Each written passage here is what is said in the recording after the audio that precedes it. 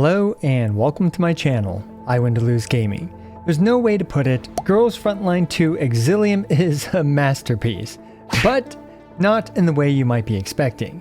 While yes, the highest quality baked goods and strategically placed rear vanguards are present in the game, there is a lot more depth to the game than what you might expect from, well, let's be real, the culturally sensitive assets that Girls Frontline 2 Exilium provides. And there's a really big reason why Girls Frontline 2 Exilium is sponsoring everyone, including myself, is because the game is going through their devs listen moment right now, and we're here to take a look at whether or not Girls Frontline 2 Exilium is worth playing today.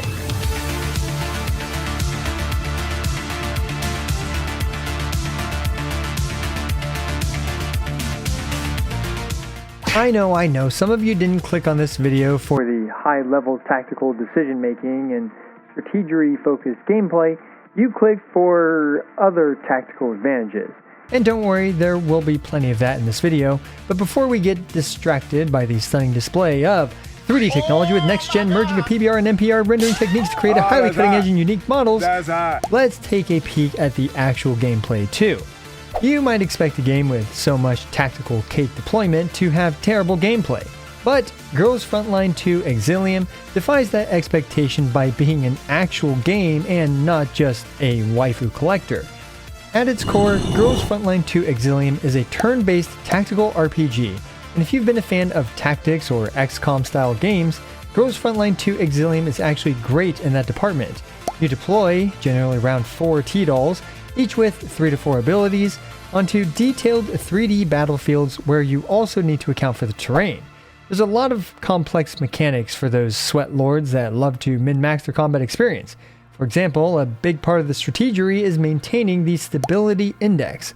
Basically, if your character is hiding behind some kind of terrain, they'll have a stability index. However, when your character takes damage, you lose some of your stability index, where then you'll take huge damage from enemy attacks if your stability index is gone.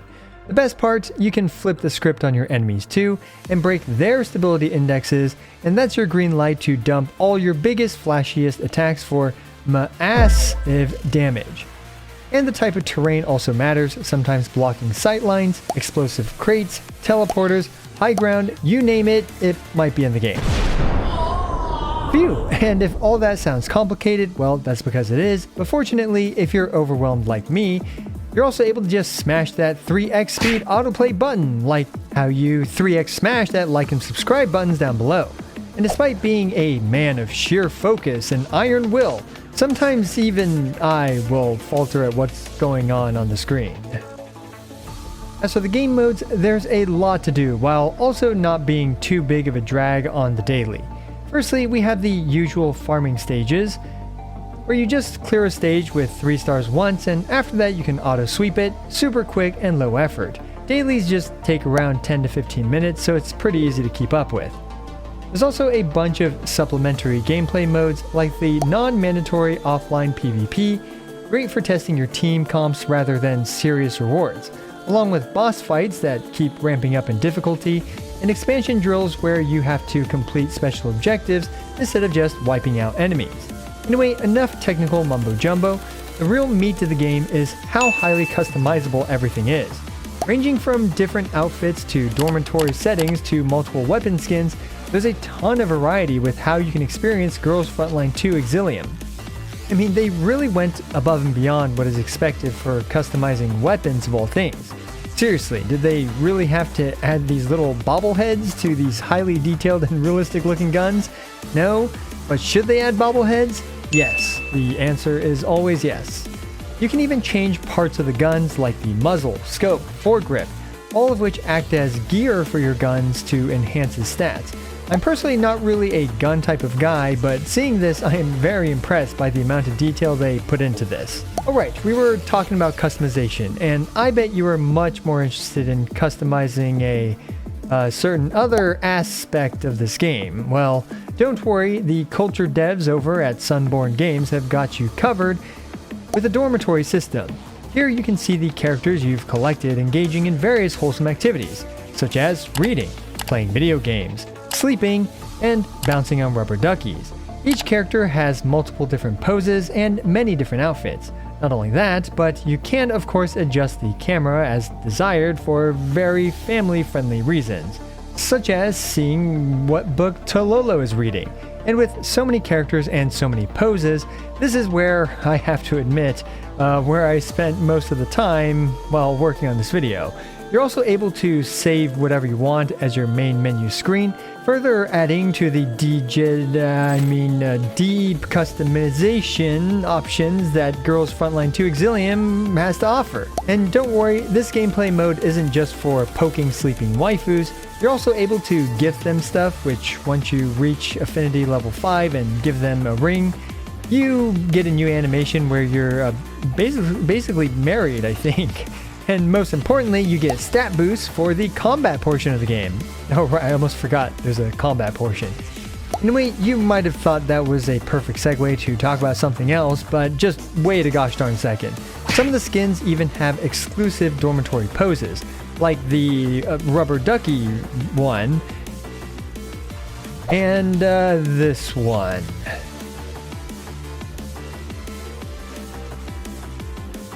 This one in particular is actually really impressive from a technological standpoint because just look at the detail of the 3D model. You can literally see the mesh lines here, really demonstrating just how much effort is put into these costumes and animations. Alright, let's go touch some grass outside the dormitory and talk about what's going on in Girls Frontline 2 Exilium. Right now we've got the brand new Escape from Cyborg event live. And there's a ton of free stuff up for grabs. Just by clearing event stages and playing through the new gameplay mode, you'll rack up rewards like collapsed pieces, targeted access permissions, and regular access permissions to help power up your squad. On top of that, the Parabellum login event is super generous too. Log in for 7 days and you'll grab 700 collapsed pieces, 14 next-gen memory sticks, and a whole stockpile of transcription conductors for upgrading your team. Oh, and don't forget to punch in the redeem code LABORDAY before May 31st to score some extra loot, free rewards and more free rewards after all. But the real prizes are 2 free outfits. First, there's Kolfni's Silent Heart outfit, and you can pick this one up by just playing through the Unspoken Feelings event, and it's completely for free! And it's completely for free! Then there's Vector's Molotov Bunny outfit, where you'll need to grind a few achievements, but it can also be obtained 100% for free for your shiny new Vector. Vector, you ask? Yes, she's the newest character, and that's the perfect segue to talk about the Gacha system. Girls Frontline 2 Exilium utilizes the tried and true 50-50 system with an 80-pull hard pity. Meanwhile, weapons have a 75-25 system.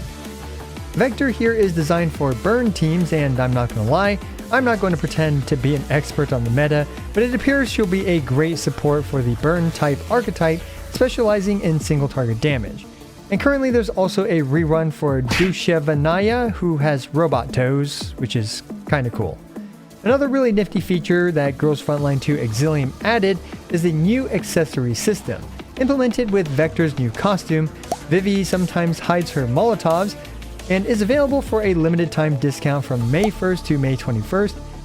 And basically this costume actually has 27 different variations with 3 options for her head, 3 options for her body, and 3 options for her legs.